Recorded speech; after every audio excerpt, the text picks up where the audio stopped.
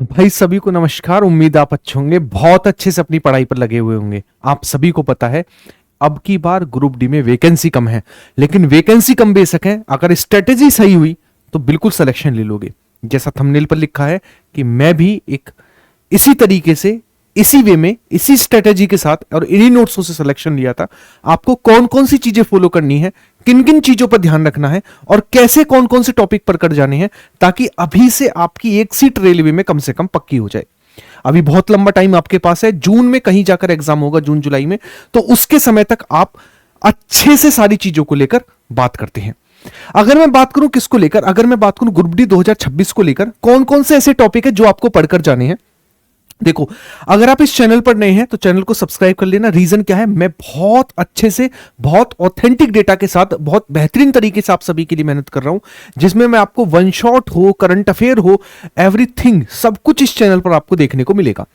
ठीक है, स्टार्ट करते हैं आज के टॉपिक्स को लेकर और आज की चीजों को लेकर।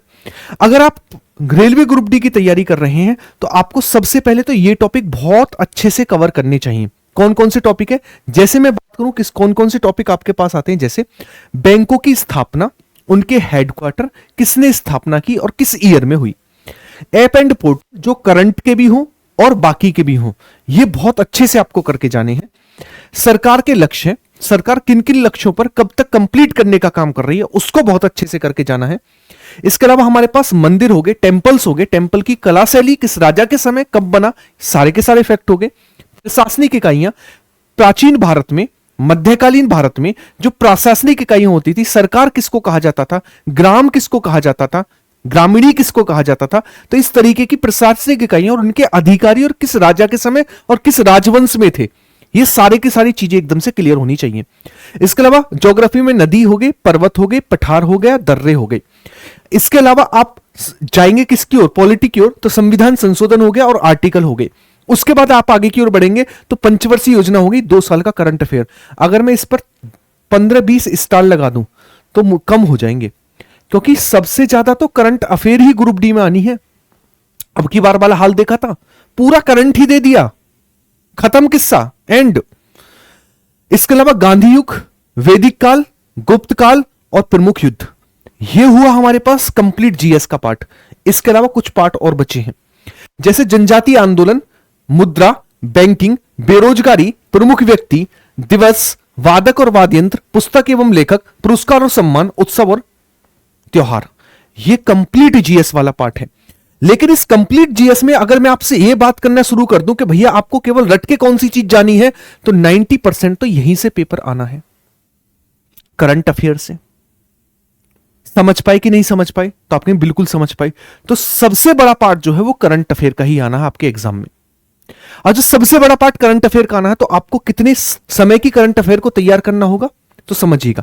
सबसे पहले अपने शॉर्ट नोट्सों का अच्छे से रिवीजन करना है, उसके बाद मॉक टेस्ट देना है और देखना है हमें गलतियां कहां हो रही हैं, उन पर काम करना है। उसके बाद आपको जो सब्जेक्ट वाइज रिवीजन है वो अच्छे से करनी है। सब्जेक्ट वाइज रिवीजन में कौन कौन सी चीजें करनी है, ये सारा का सारा पार्ट अच्छे से करके जाना है। लूसेंट के क्वेश्चन है, स्टैटिक जीके है, ज्योग्राफी है, करंट है, साइंस है, एनसीईआरटी के नोट्स हैं। साइंस को 2 पार्टों में आपको करना होगा। साइंस एक तो थ्योरी वाला पार्ट, जिसमें फिजिक्स, केमिस्ट्री, बायोलॉजी के कंप्लीट हैंड रिटन नोट्स होने चाहिए और वो भी एनसीईआरटी बेस होने चाहिए। दूसरा आपका क्या आना चाहिए, दूसरा आपके पास आना चाहिए, हमारे पास क्या दूसरा पार्ट होना चाहिए आपके पास, एमसीक्यू। एमसीक्यू कम से कम 2000 एमसीक्यू की प्रैक्टिस होनी चाहिए, जो हर एक एग्जाम में आया हो, केवल रेलवे नहीं, हर एक एग्जाम में आया हो, उस पर भी आपको फोकस करना पड़ेगा। तो ये सारा का सारा एक जगह कंपाइलेशन है, A to Z सारी की सारी चीजें। तो ये टॉपिक आपको बहुत अच्छे से करके जाने हैं, बहुत सिस्टमेटिक वे में सारी की सारी चीजें करके जानी है, जो मैंने आपको बताई। कहीं भी भटकने की जरूरत नहीं है, सारा का सारा पार्ट ये रहा आपके पास। ठीक है, तो यहां पर आपको सारा का सारा पार्ट ये करके जाना है एग्जाम के लिए, है ना। जैसे मैंने यहां पर मैप डायग्राम यूज किया, साइंस के क्वेश्चन है इसमें, है ना, साइंस के क्वेश्चन तो हाईलाइट कर दिए साथ के साथ, देखो आगे बढ़ो, देखो आगे बढ़ो। इससे फायदा क्या होगा, टाइम वेस्ट नहीं होगा, नंबर ऑफ क्वेश्चन ज्यादा दिमाग से जाएंगे, और नंबर ऑफ क्वेश्चन ज्यादा दिमाग से जाएंगे तो सिलेक्शन की ओर बहुत अच्छे से आप बढ़ पाओगे। क्लियर है, तो ये था हमारे पास सारा का सारा पार्ट जो मैंने आपको बताना चाह रहा था। दूसरी चीज, आप एक चीज समझिएगा, सबसे ज्यादा ग्रुप डी में अगर कोई सा पार्ट आता हुआ था करंट अफेयर, तो मैंने करंट अफेयर को लेकर क्या किया है, तो मैंने करंट अफेयर को लेकर 2000 क्वेश्चन बना दिए हैं। जो कवर कर रही है 2 साल के करंट अफेयर को। तो इस 2 साल के करंट अफेयर को बहुत अच्छे से एग्जाम में करके जाना है। क्लियर है?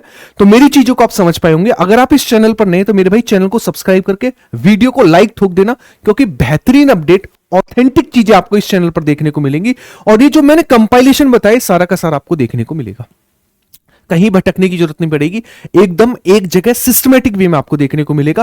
पेज पलटना, बुक ढूंढना, वीडियो देखना, इधर उधर भागना, कहीं कुछ नहीं।